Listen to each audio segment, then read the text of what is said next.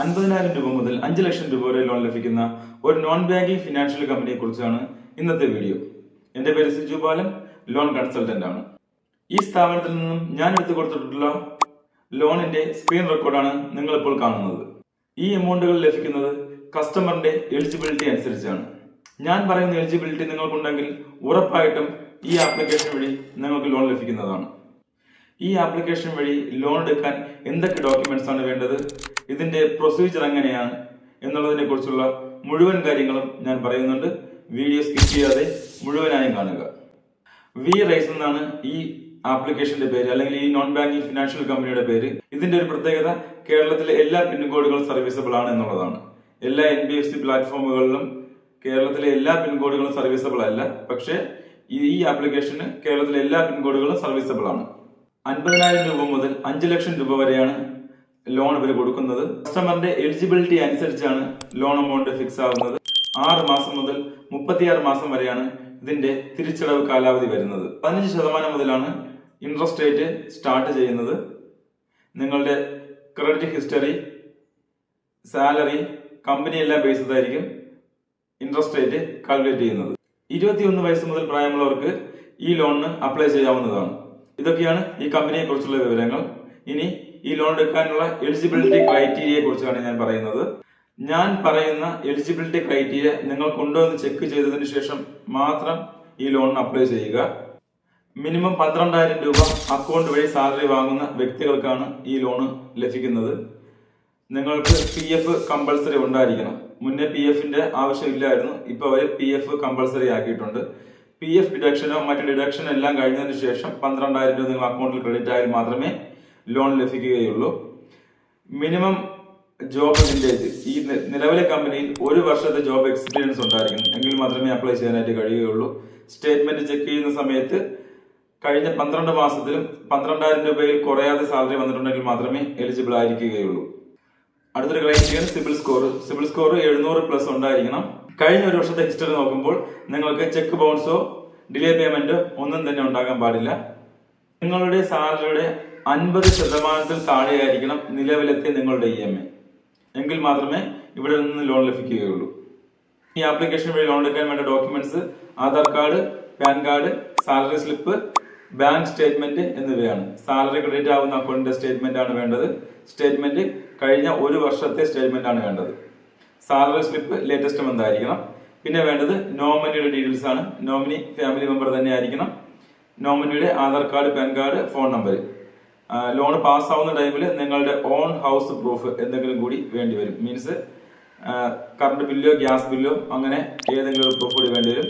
Current ബില്ലിലോ gas ബില്ലിലോ വരുന്ന address തന്നെയായിരിക്കണം നിങ്ങളുടെ ആധാറിലെ അഡ്രസ്സും.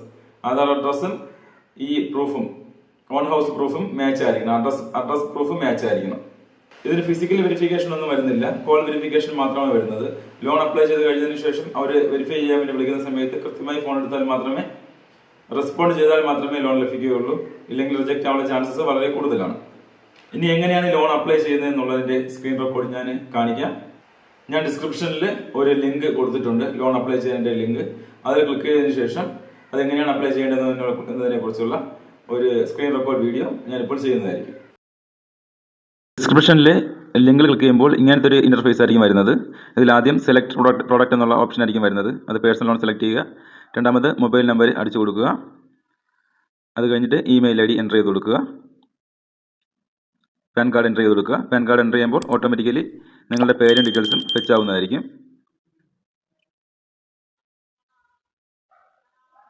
Type of employment private limited ആണോ പബ്ലിക് ലിമിറ്റഡ് ആണോ ഏതാണോ അത് സെലക്ട് ചെയ്ത് കൊടുക്കുക. മന്ത്ലി സാലറി 12,000 രൂപയാണ് മിനിമം വരുന്നത്. അത് എത്രയാണോ നിങ്ങളുടെ സാലറി വരുന്നത് അത് വെക്കുക. പിൻകോഡ് എൻ്റർ ചെയ്ത് കൊടുക്കുക. Mode of salary bank account വഴിയാണെങ്കിൽ മാത്രമേ നമുക്ക് ഇതിൽ നിന്ന് ലോൺ ലഭിക്കുകയുള്ളൂ. ബാങ്ക് അക്കൗണ്ട് സെലക്ട് ചെയ്ത് കൊടുക്കുക. ലോൺ എമൗണ്ട് എത്രയാണോ വേണ്ടത് അതുകൂടി ഒന്ന് എൻ്റർ ചെയ്ത് കൊടുക്കുക. Date of birth already fetch ആയിരിക്കും. നിങ്ങളുടെ പ്രിഫർഡ് ലാംഗ്വേജ് ഏതാണോ അത് എൻ്റർ ചെയ്ത് കൊടുക്കുക. ടോട്ടൽ എക്സ്പീരിയൻസ്, മന്ത്ലി EMI പോകുന്നുണ്ടെങ്കിൽ കറണ്ട് മന്ത്ലി EMI എത്രയാണെന്നുള്ളത് എൻ്റർ ചെയ്ത് കൊടുക്കുക. സാലറിയുടെ 50% കൂടുതലാണെങ്കിൽ ലോൺ ലഭിക്കാനുള്ള ചാൻസ് കുറവാണ്. കഴിഞ്ഞ 1 വർഷത്തിൽ പെൻഡിങ് എന്തെങ്കിലും ആയിട്ടുണ്ടെന്നാണ് അത് കഴിഞ്ഞ് ചോദിക്കുന്നത്. അതിന് നോ കൊടുക്കുക. ആയിട്ടുണ്ടെങ്കിൽ ലോൺ ലഭിക്കുന്നതിനുള്ള ചാൻസസ് വളരെ കുറവാണ്. അതിനുശേഷം സബ്മിറ്റ് കൊടുക്കുക. സബ്മിറ്റ് കൊടുക്കുമ്പോൾ ആപ്ലിക്കേഷൻ്റെ ലിങ്കിലേക്കാണ് പോകുന്നത്. VRise കസ്റ്റമർ എന്നുള്ള ആപ്ലിക്കേഷൻ പ്ലേ സ്റ്റോറിൽ നിന്ന് ഇൻസ്റ്റാൾ ചെയ്യുക. അത് ഓട്ടോമാറ്റിക്കലി അതിലോട്ട് പൊക്കോളും. അത് ഇൻസ്റ്റാൾ ചെയ്തതിന് ശേഷം ഓപ്പൺ ആക്കുമ്പോൾ ഇങ്ങനത്തെ ഇൻ്റർഫേസ് ആയിരിക്കും വരുന്നത്. പെർമിഷൻസ് എല്ലാം അലോ ചെയ്ത് കൊടുക്കുക.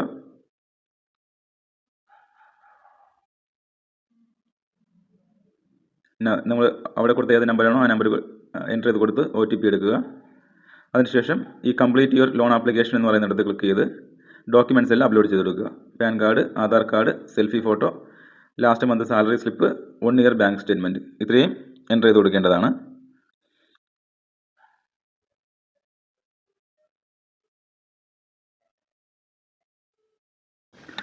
സബ്മിറ്റ് കൊടുത്ത് കഴിയുമ്പോൾ ആപ്ലിക്കേഷൻ കംപ്ലീറ്റ് ആവും. ഇത് കഴിഞ്ഞിട്ട് കമ്പനിയിൽ നിന്ന് വെരിഫിക്കേഷൻ കോൾ ഉണ്ടായിരിക്കും. കോൾ അറ്റൻഡ് ചെയ്യുക, പ്രോപ്പറായിട്ടുള്ള ആൻസർ കൊടുക്കുക. അത് കഴിഞ്ഞതിന് ശേഷം ആയിരിക്കും ക്രെഡിറ്റിലോട്ട് പോകുന്നത്. അന്നേരം ലോണ് പാസ്സാവുകയോ ഇല്ലയോ എന്നുള്ള കാര്യം അറിയാനായിട്ട് സാധിക്കും. ലോണ് പാസ്സായിട്ടുണ്ടെങ്കിൽ അതിന് എത്രയാണ് ഇൻട്രസ്റ്റ് റേറ്റ് വരുന്നത്, മറ്റു ഡീറ്റെയിൽസും കാര്യങ്ങളും ആപ്ലിക്കേഷനിൽ അറിയാൻ പറ്റും. അത് അക്സെപ്റ്റ് ചെയ്യുക. എല്ലാം വായിച്ച് നോക്കിയതിന് ശേഷം മാത്രം അക്സെപ്റ്റ് ചെയ്യുക.